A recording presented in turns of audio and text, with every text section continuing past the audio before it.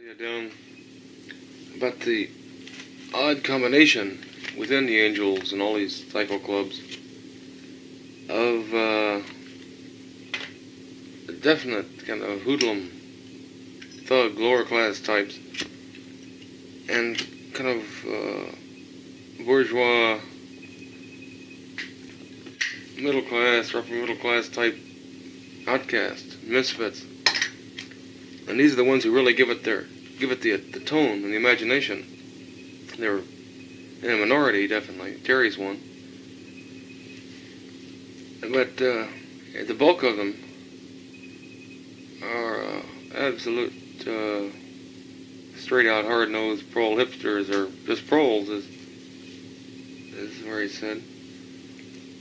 And they're the ones who really kind of touch off the reaction.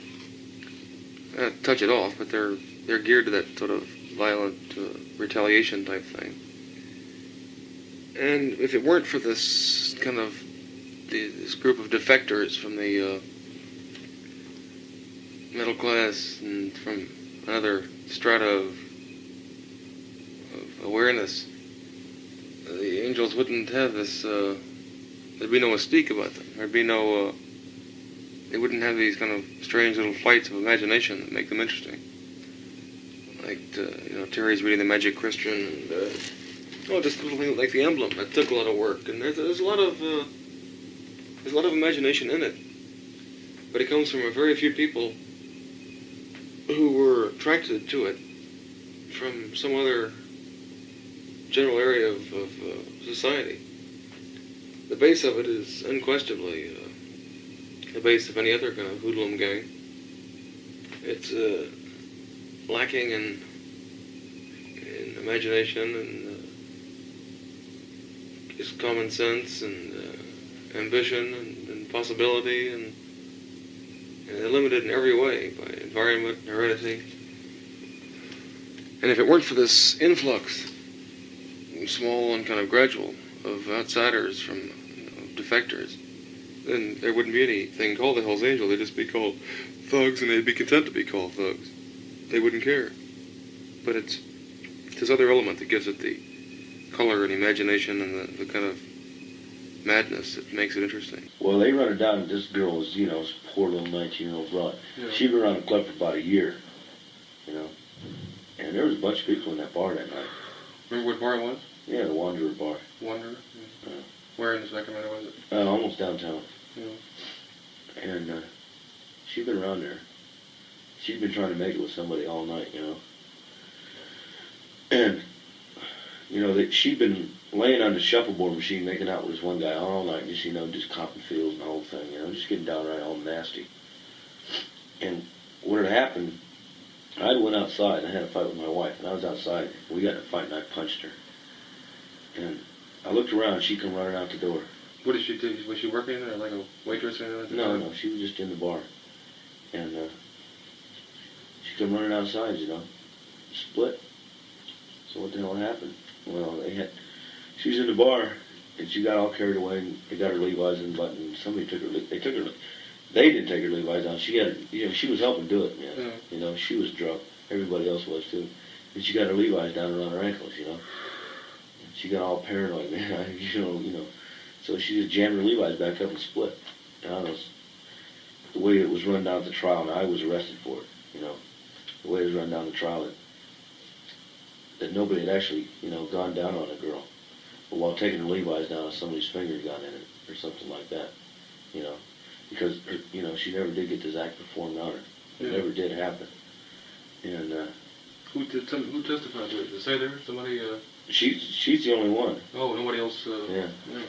And she got up on the stand and says, well, this has never happened to me before and all this and that. I know that was a lie because I went around 4 months ago. Yeah. Before this happened. And it was just a case of one cop making a great big thing out of a little incident that never did happen. I mean, the cop rightfully framed the whole thing, as Leonard Chitoyan. Yeah. He did. I mean, they rightfully knew that I wasn't even in the bar when the supposedly act happened. They got arrested. They took the president, the vice president, and the next officer in line, the Sacramento Hells Angels, trying to break them up, and took us to jail for it. What were you at the time? I was outside the bar. No, I mean, what were you the president of? I was vice president of North Sacramento, Which no longer exists. which no longer exists. Did they really just harassment just run them out of town, or what happened there? That's it. You can't even ride a motorcycle in that town. I don't care who you are. I guess the big reason for that's the state capital up there. Yeah. So the governor here cycled outside his window and fled. Oh yeah, I used to go by the governor's mansion and just purposely slam on the brakes and make all kinds of noise. He ought to be assassinated anyway. He's gonna quit this time anyway. I hope so. God knows, they'd like to get some bastard like Ronald Reagan who'd immediately have all Hell's Angels home. Yeah. They have a public whipping on Kezar Stadium here. Porterville is the one that Time used, right? That famous quote about girls undulating in the middle of the street. Yeah, it was unbelievable. What was that? I never seen nobody undulating in the middle of the street. Well, I couldn't imagine it. What? I couldn't, why would, I can't figure it out. What would you, I mean, you just don't do that, Yeah, I mean, there's no Well, just like they said that kick in it or anything. At about this time, some half-dozen motorcyclists invaded a bar and brutally beat an old man and attempted to abduct the barmaid. What was that? That was a crock of shit. There was about 20 of us rode in, stopped at this bar. We was all just looking for another place to drink, get out of downtown, because the people were all down there, 4,000 people watching. Yeah, that's it. There was 4,000 people downtown, and they wonder why trouble starts. Let me locate where Porterville is. How would you get here from Porterville? It's about 40 miles out of Bakersfield. What was the reason for going down there? Why did you select Porterville? It's just a small town stuck out in the middle of nowhere, and they got a 10-to-1 ratio of women to men. It's a groovy little place. It's up in the mountains and everything. It's a nice ride. How many guys are there? Couple hundred. So you got all the same, all the clothes from Yeah, all the clubs were there. All right, we'll go after the old man there. And we pulled into that bar. We went in the bar, and two of the angels from Martinez got in a fight with each other.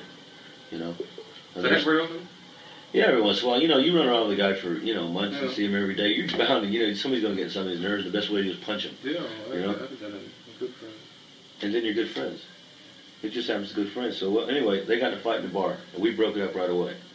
And there was a couple chairs kicked down, and the table broke or something. It was a good brawl. And we broke the fight up, and myself and a couple other people walked over to the bartender, and he's just all upset. He's nervous, Old man? No, some guy about 30, 35. We offered to pay for the furniture. Everything was broke, the glasses that were broken and everything. Hey, how much we owe you, brother? We'll pay you. Yeah. No big thing. We don't want the heat called. So he grabbed a big shotgun, a double barrel like that thing up there, except it had a barrel on it about a foot longer, and stuck it right between our eyes. And I mean, he stuck it between our eyes. That's the most terrible thing that you'll ever be hit with. The close range. And he's nervous. You got both hammers cocked on it, and he's like this, and we're trying to tell him, hey, brother, take it easy with that gun, you're going to shoot somebody. That would scare the shit out of me. Well, I got outside, I got to think about it outside, I said, my God, I almost lost my head in there. You get somebody scared with a shotgun, nervous, they can do damage beyond. Well, anyway, the guy said, out, make it. So, hey, okay, brother. What are you paying attention to your talk about paying? No, he wouldn't pay any attention to anything, trying to make retribution to the guy. How much would it have been, say, if you paid? A couple bucks, just for broken glasses, They fell off the table in the middle of the fight. It was a big, oaky joint. Yeah. So, he said, no, outside.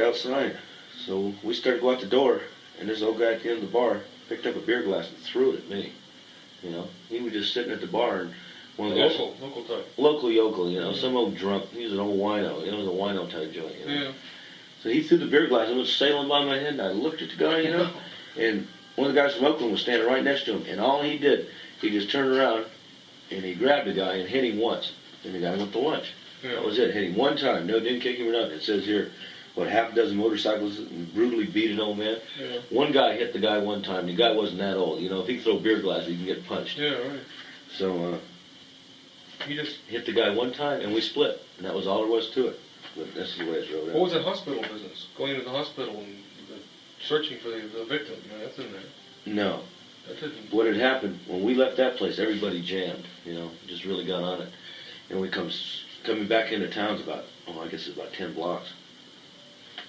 We hit the main drag of town, and one of the guys went down, So, just so more or less, I hate to keep asking this, and I keep forgetting the guy's name went down at Bass Lake. He was out there the other night.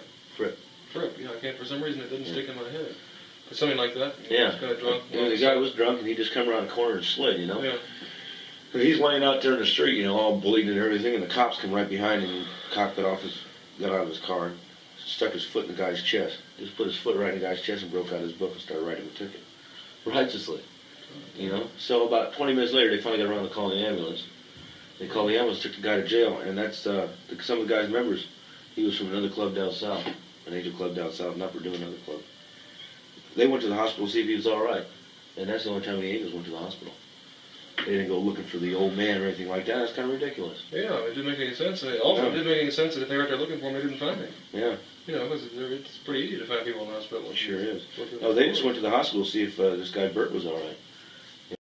Who was she? Have you ever seen her? She owned some bar in Oakland's all I know. She was in there, took off her clothes right in the middle of the bar while she was doing the hoochie coo, What did the bartenders say? What did the people own it? They didn't see it. Well, they didn't.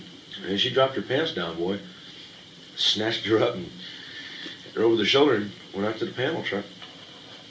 Jesus. How many guys I took think her on? two was all. Oh, there's two. Nobody bothered her. She was so ugly, who'd want her? Well, she was bad. She wasn't really ugly, but she was just drunk. I mean, who wants a drunk woman, Well, is that a pretty common thing where, women just showing up out of nowhere? It happens every week. Yeah? Every week over there. You usually get some real nice ones, too. Why do you think that is? I mean, what... I don't know. They're just sexually attracted, I guess. Get molested by the beast or something like that. I don't know what their problem is. Most of them seem to have some kind of a little swirly, or... Yeah, not really. I mean, most of them like to party. I mean, you get a lot of party girls and you get a lot of nuts, too, Can you think of any other, say, specific situations where girls have showed up? Like, you don't know who this girl was in Oakland. I mean, at this party the other night, 21-year-old. I really don't. I one came in there one night and jumped out of a taxi cab right in front of the Adobe. No, she was nice, too. Really nice. Jumped out of the taxi cab. She says, I suck, I fuck, I drink, and I smoke a lot of dope. So let's get it on, fellas. Oh, wow. Yeah, that's unbelievable. Yeah. Oh, Christ. That is exactly what she said. Well, let's take it from there and let's try to get some details. That's something I'd like to use. I don't even... Playboy might even run it. I don't know. Yeah. What happened then, They just took her and put her in a car over there and everybody had a ball. But have you seen her since? No. How many guys went with her, I don't know, about 10. And she hasn't come back. That's something that's curious. Really? It seems like that once they kind of got, once they made the contact, it seems like they keep coming back. Most everybody is cold towards a girl like that. Who wants them? Yeah. Really. I mean, it's just a sexual act. That's it. Forget it. Yeah, I imagine she wakes up the next day and thinks, yeah, well, shit. them rotten bastards. Yeah. Well, these are the people that file these charges for rape a lot, isn't it? Yeah. Like Same thing. That one rape in Oakland here is supposed to have been 2 years ago. That's exactly what that was. Oh, you mean the woman that claimed that she was raping some of her children and that? No, this is another one. This housewife. It was in the papers. And mother of 3. And, yeah. Yeah, John. They had Mighty Mouse and the Gimp, and little Bobby for it. Labor Day. You remember what day it was? Day of the week? Well, we left on a Saturday morning. The night before, there was a big hassle. And at a bar in Hayward, I got jumped by about 9 guys in that whip with a chain. Wow. So. What kind of guys? Another club? Or? Another club. Who were they? Diablos. From L.A.? No, from Oakland. Okay. I hit one of their members earlier, got in a fight with him, and they didn't appreciate it. So after the other 2 guys I was with in my club left, they jumped me outside the bar. Yeah. Rendered me a little messed up. So we spent half the night looking for them. So we left, I don't know, about 10 o'clock in the morning or so. That's about 40 of us or so. Well, just out of curiosity, the satellite there, say when something like that happens between 2 clubs. There's no more other club. Well, I never heard them mentioned. Where are they now?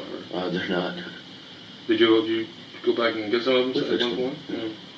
As we could, we punched them.